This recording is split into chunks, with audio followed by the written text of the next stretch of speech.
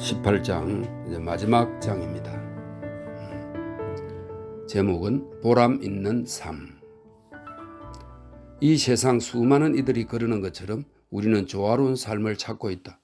단순하고 균형 있고 만족스러운 생활 양식을. 다른 이들처럼 우리도 힘을 보태서 이 세상을 아늑한 삶의 공간으로 다듬고 싶었다. 인류와 다른 많은 생물들이 어머니인 땅에서 그 어머니의 품속에 펼쳐진 흙과 젖무덤에서 흐르는 물에 감싸여 꾸준히 삶을 이어갈 수 있도록. 조화로운 삶을 사는데 당장 필요한 것은 먹을거리와 집이다. 이것이 생존의 기초다. 이 밑바탕 위에서 개인과 식구, 사회 공동체가 더 큰 기쁨과 보람을 느낄 수 있는 교육과 여가와 여행을 계획할 수 있다. 우리는 우리의 444 공식으로 조화로운 삶의 특징을 적어 내려가겠다. 4시간은 생계노동을 하고 4시간은 전문 활동에 보내고 4시간은 사람으로서 지역 주민으로서 국민으로서 세계 시민으로서 의무와 책임을 다하는 단체 활동에 참여한다. 생계노동은 늘 해야 하는 건전한 삶과 봉사하는 삶의 기본 바탕이다. 세상에는 해야 할 일이 있고 우리는 모두 함께 그 일을 해야 한다. 우리는 저마다 전문 분야에서 일을 함으로써 우리가 하는 작은 몫이 이 세상 전체의 기술과 능력 발전에 보탬을 준다. 또 함께 사회활동을 하여서 경험과 지식을 동료들과 함께 나눈다. 444 공식은 보편성과 구체성을 띈다. 부자든 가난한 이든 젊은이든 늙은이든 누구나 444 공식을 바탕으로 이 세계의 몸으로 이바지할 수 있다.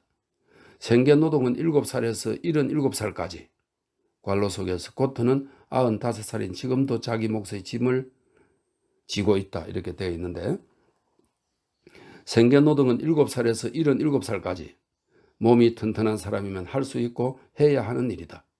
모든 이들이 날마다 부지런히 해야 하는 일 가운데 생계노동은 꼭 해야 할 일이자 영광스러운 일이다. 모든 사람이 하루하루 생계노동을 해 세상 일에 보탬이 된다면 사회는 원기왕성해지고 스스로 버틸 힘을 얻게 된다. 한 사람 한 사람 개인의 관심과 재주는 서로 다른 분야에 보태어져 새로운 것을 만들어내고 아름다운 예술작품을 창조해내 사회에 이바지하게 될 것이다. 성인은 누구나 시민으로서 책임을 지고 시민으로서 활동해야 한다. 그 활동은 사회 전체를 이롭게 하고 생존과 복지에 대해 모두가 관심을 갖게 될 것이다. 우리에게 해야 할 일이 있다면 그 일을 할 준비를 해야 한다. 이것은 개인의 삶에 적용되는 원칙일 뿐만 아니라 사회 전체의 이해가 걸린 문제일 때는 훨씬 더 기묘한 원칙이 된다. 도움을 얻고자 한다면 개인으로든 집단으로든 먼저 사회에 이바지해야 한다. 지금 서구 사회에 사는 우리에게 이 원칙은 두 곱으로 강조해도 지나치지 않다. 바로 지난 시절 우리는 사회에 해를 끼칠 만큼 지나치게 개인을 강조해왔다. 사회는 점점 커지고 그 수도 늘어나고 복잡해졌다. 사람 수가 몇 곱으로 많아지면서 개인에 대한 관심은 사회활동에 대한 관심으로 자연스레 바뀌었다.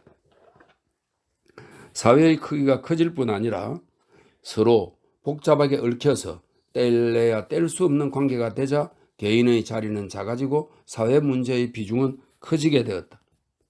1910년 멕시코 혁명부터 시작해 1917년 러시아 혁명, 1914년, 1936년, 1945년에 잇따라 일어난 동구, 아시아, 아프리카 혁명, 그리고 일찌감치 1899년부터 시작된 중국의 대격변을 겪으며 인류의 3분의 1이 개인 이익보다 사회복지를 앞세우는 집단주의의 바탕을 둔 사회주의, 공산주의 운동을 시작했다. 이렇게 사회개혁이 일어나기 전까지는 생명과 자유와 행복을 추구하는 게 마땅하다는 18세기의 세계관이 판을 쳐서 더 나은 삶을 쟁취하려는 전 세계의 투쟁을 압도하고 있었다. 20세기의 사회주의, 공산주의 혁명은 자본과 계급을 위한 개인의 행복보다 사회 전체의 복지가 더 앞선다고 일깨워 주었다. 점점 커지는 사회의 도전들에도 아랑곳 없이 서구 사회에 사는 우리는 줄곧 자유, 자주, 자결이란 18세기의 원칙에만 끈덕지게 매달려왔다. 이 책을 쓰고 있는 우리는 오랜 세월 동안 자연 환경을 보존하기 위해 개인으로든 조직 차원으로든 꾸준히 애써왔다.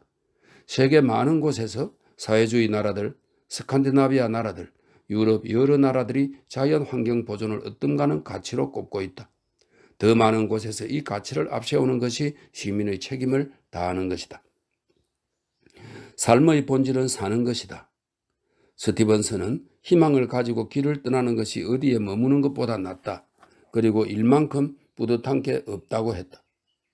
아주 어렸을 때부터 언제 죽을지 모를 나이에 이를 때까지 삶에 온 힘을 다 쏟아부은 사람은 그만큼 많은 것을 얻어낸다. 이 사람들은 누구보다 오래 살고 많이 거둔다. 이론은 길을 이끌고 실천은 이를 악이 짓는다. 이론과 실천의 통일이야말로 개인과 사회의 삶을 흔들림 없이 올바로 이끌어가는 지렛대다. 힘써 일하는 데에 따라 근육들은 단단해지고 유연해진다. 구경꾼의 근육들은 축 처지고 늘어져 있다. 이러한 법칙은 육체 기능뿐만 아니라 사회활동 문제에서도 똑같이 적용될 수 있다. 우리는 한평생 시골에서 농사지으며 몸도 튼튼해지려고 했지만 사회관계도 튼튼하게 가꾸려고 애써왔다. 우리 부부는 사회의 불안과 맞섬과 무너짐과 해체가 이어지는 시대에 되도록이면 여러 사람들과 함께 건강과 건전한 상식을 잃지 않는 삶의 방식을 따르려 했다. 우리가 남다른 삶의 방식을 실험하기 시작한 것은 거의 한 세기 전인 1932년부터다. 우리는 젊지 않았지만 모험을 할 각오가 되어 있었다. 첫 발걸음을 불안했다. 하지만 앞으로 똑바로 나아가면서 생각이 점점 뚜렷해지고 우리가 나아가고 있는 길이 우리에게 옳다는 걸 굳게 믿게 되었다. 우리가 지켜온 생활 방식은 역사에서 새로운 것이 아니었지만 우리 세대에는 드문 것이었다. 우리는 문명의 맵시와 지저분한 가난이 뒤섞인 도시의 삶을 떠나 시골에서 더 단순하고 자급자족하는 삶의 길을 걸었다. 기본 목표는 이미 만들어져 있는 시장 경제를 벗어나 사용 가치가 중심이 되는 산림 경제를 일구는 것이었다. 그리고 우리 힘으로 체제에 얽매이지 않고 독립하여 살아가는 것이었다. 우리가 가진 시간과 힘 가운데 적어도 3분의 1을 전문 활동과 사회 환경 개선 활동에 바칠 수 있을 만큼 넉넉한 경제를 세우고자 했다. 40의 남짓한 세월 동안 우리는 늘 계획하고 계획대로 쉬지 않고 열심히 일한 덕택에 삶의 기본이 되는 필수품들을 자급자족했다. 이와 함께 꾸준히 글을 쓰고 연구했다. 스코트는 도시를 떠난 뒤에 책을 6권이나 썼다. 그 가운데 상업출판사에서 펴내 세상의 빛을 본 책은 한 권뿐이다. 헬렌과 함께 쓴 책이 6권 더 있다. 헬렌은 음악에 대한 관심을 평생 동안 변함없이 이어왔고 많은 글을 썼으며 집짓기 기술을 갈고 닦았다. 시골에서 40의 남짓 살면서 낡은 생각과 간섭을 버리고 새로운 것으로 가다듬었다. 우리는 글상에 기대한 자, 이 정도면 됐지. 이제 알 건 다 알았잖아. 다 이룬 셈이야. 한 적이 한 번도 없다. 오히려 생계노동과 전문활동과 시민활동을 하면 할수록 무언가 수박 그달기와 비슷하다는 느낌에 사로잡혔다. 겪고 배워야 할 것이 끝없이 쌓여 있었다. 우리가 하고 싶은 일을 모두 해낼 시간과 기회를 가지려면 죽었다 다시 태어나고 또다시 태어나야 하리라. 우리는 40해 동안 뉴잉글랜드에서 농사를 짓고 살면서 농사 지식과 기술로 이 세상에 이바지하려고 최선을 다했다. 수많은 젊은이들이 우리 집을 찾아와서 자급자족하는 삶을 살 뜻을 갖게 되었다. 우리는 그 사람들이 여느 미국 젊은이들과 달리 더 만족스럽게 살도록 도왔다. 글과 강연과 현장 모임, 그리고 그 밖에 사람들과 만나는 다른 기회 속에서 늙은이들이 어떤 일을 이뤄낼 수 있는지 보여주었다. 건전한 정신을 지니고 소박하게 살려고 끊임없이 노력하는 만큼 건강과 활력을 지킬 수 있다는 것도 보여주었다. 우리는 자연 환경을 보존하고 가꾸기 위해 자연이 주는 혜택이 사회 진보에 이바지하는 데 쓰이게 하기 위해 우리가 할 수 있는 일을 힘 닿는 대로 해왔다.